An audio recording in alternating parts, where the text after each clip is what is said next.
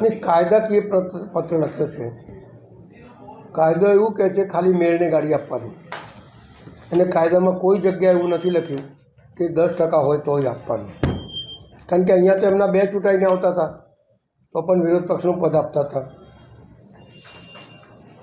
કયા બોર્ડની અંદર એમને એવું નક્કી કર્યું કે સભામાં ઠરાવ લઈ આવ્યા અને કે ભાઈ 10% હોય તો જ આપવાનું?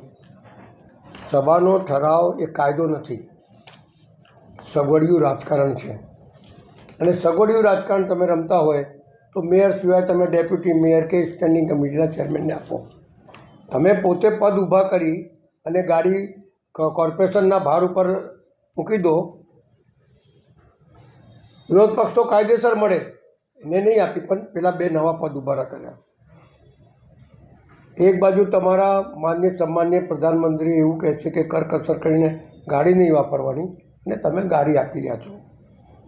તો આપના માધ્યમથી વડોદરા શહેરને કહેવા માગું છું કે આ લોકો સત્તાનો દુરુપયોગ કરી રહ્યા છે। કોર્પોરેશન દ્વારા એમની ચૂંટણી પ્રચાર કરી રહ્યા છે, કોર્પોરેશન દ્વારા ગાડીઓનો ઉપયોગ કરી રહ્યા છે। આમાંથી લગભગ કેટલા અધિકારીઓને પણ ગાડી નહીં મળે એવી વ્યવસ્થા છે, પણ કોર્પોરેશનની અંદર એ પૈસા નહીં વાપરવાના।